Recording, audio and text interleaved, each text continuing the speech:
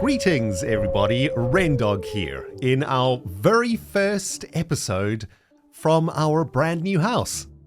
That's right guys, I'm coming at you from my new office and wow, since the last episode, a lot of stuff has happened. As you can probably tell, I have successfully moved and the house is now up and running. I've got internet, I'm back online, I'm back on the HermitCraft server.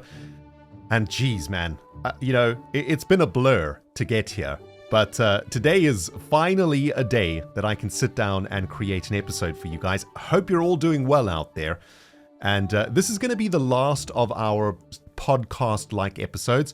The last 3 episodes or so have been mostly about my real life and this move in particular. And today we're going to close the door on all of this, and from the next episode onwards, we're going to get back to some more normal HermitCraft episodes. But I thought we'd have one more podcast episode so that we can enjoy this moment together, guys. We did it. We rode that wave out, and we're now flushed up onto the shore, lungs filled with salty water and sand in unmentionable places.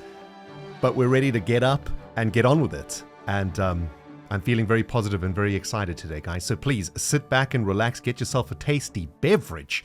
We're going to be doing a bit more work out here on the race course.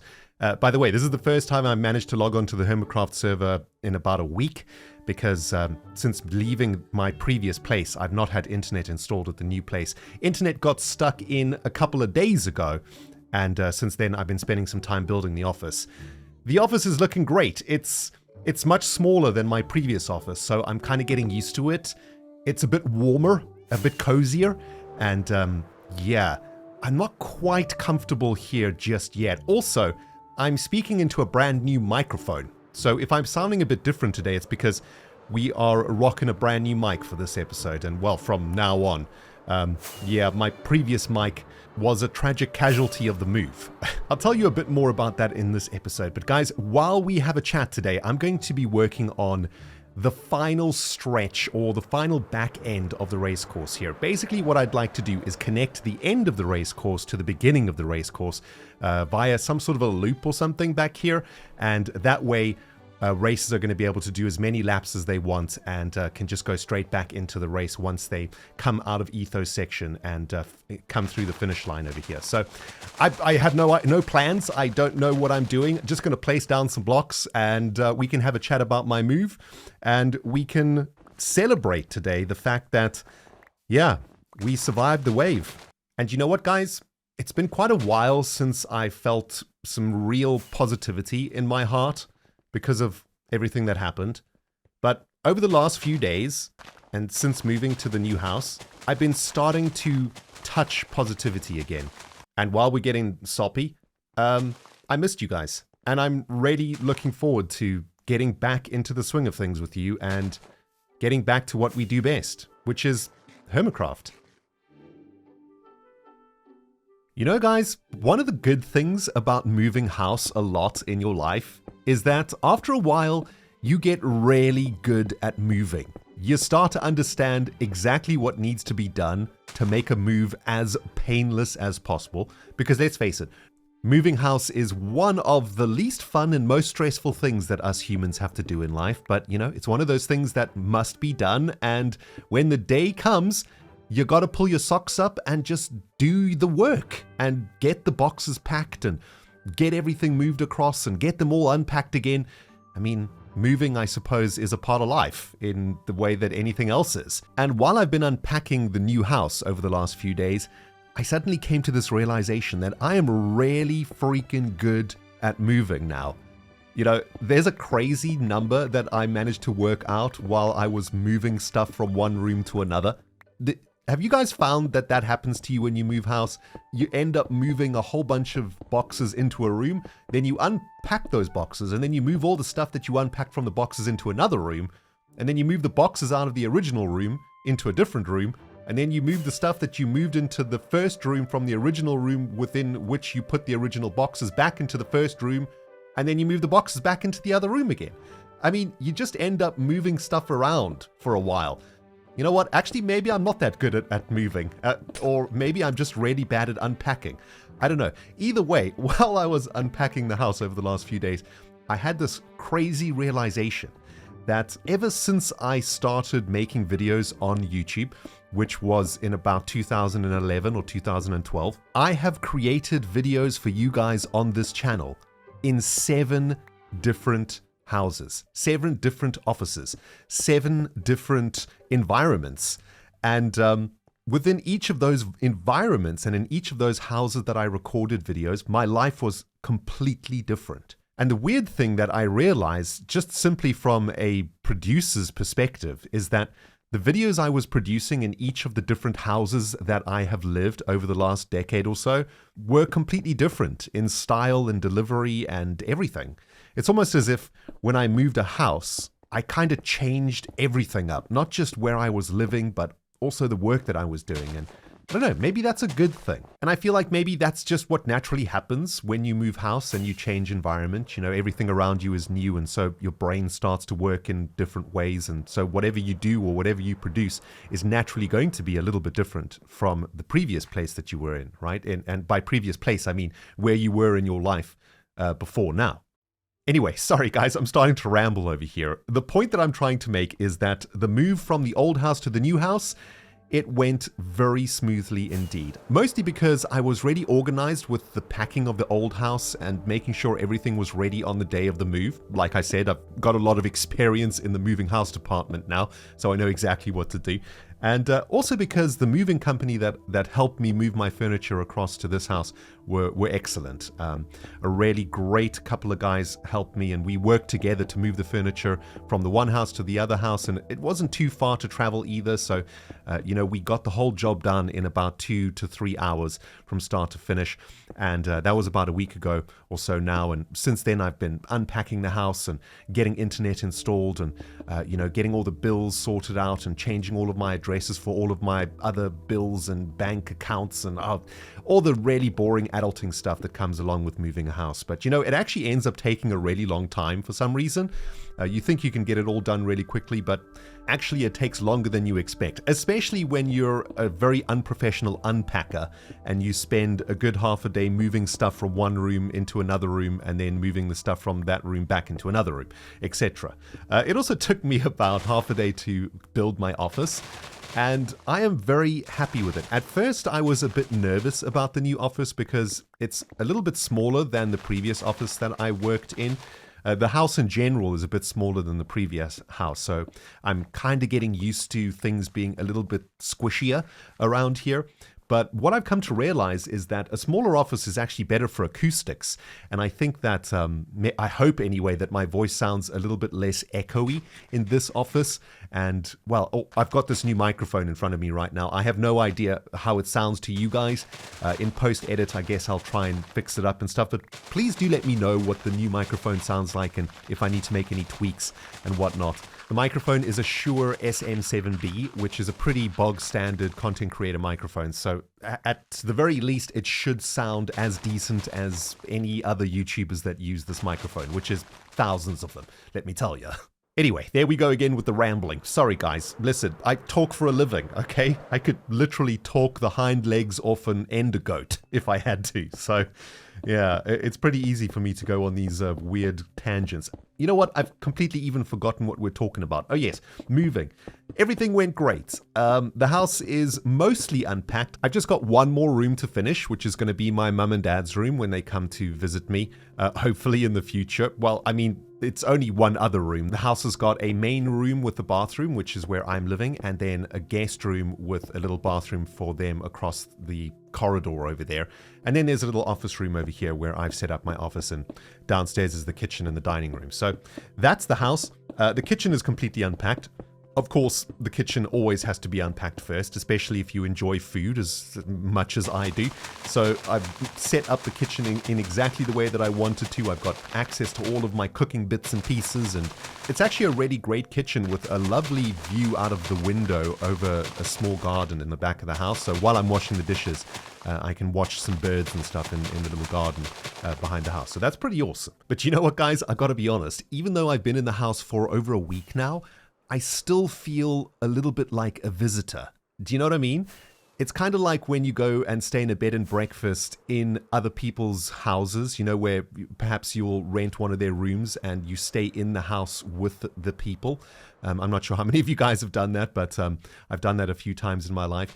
You know that you're kind of in other people's space. You're in other people's houses, in their, you're using their stuff, you're using their rooms and whatnot. It doesn't feel like your home, so to speak. And I still kind of have that feeling here. I'm still waking up in the morning and my brain still thinks that I'm in the other house. In the other house that I was in, there was a bathroom downstairs just off the edge of the kitchen. And even now, in the new house, I'm still, whenever I need to go for a pee or whatever, I'm still going into the kitchen thinking that there's a bathroom there. But there's no bathroom there in this house. So, my brain is still kind of in the other house, but slowly moving across to this house. And I think the moment that I no longer feel like a visitor here, that will be the moment that my brain has embraced this new house as our new home. And I know that will eventually happen. Just got to give it some time and get settled into the house. And I think the most important thing for me next is to start producing videos for you guys and streaming again on a regular basis. And get back to doing what I love doing the most. Aha, we seem to be making some decent progress on the butt end of the race course here, guys. I'm just trying to create a very simple sort of a loop section to connect the end of the course with the beginning of the course, and I haven't really worked out exactly what this is going to look like. But, I'm going to get something down here that is a good foundation, and maybe we can spruce it up a little bit over the next few episodes. But guys, I wanted to take a quick moment to thank you all for the incredible amount of support and love that you've shown me over the last few podcast episodes. It has really been amazing and inspiring to hear from you guys, and it's been really interesting seeing how many of you have been going through similar situations to what I'm going through. And I know there's a ton of you guys out there who are moving also while I'm also moving, so we're all sort of going through things together, which kind of makes going through those things a little bit easier, doesn't it? And I remember reading one comment where someone was talking about the unfamiliarity of moving into a new house, which is what I was talking about in the previous segments. And, it's so true and so interesting when you move into a new place. It's both scary and exciting at the same time. It's kind of like meeting a new girlfriend or boyfriend, You don't really know much about them, but you know that they're going to bring a lot of joy into your life one way or another. And I think moving into a new house is kind of similar to that. And, over a course of a very long time, you start to discover the things that you really enjoy and don't enjoy about one another, whether that is a relationship or between you and your new house that you live in.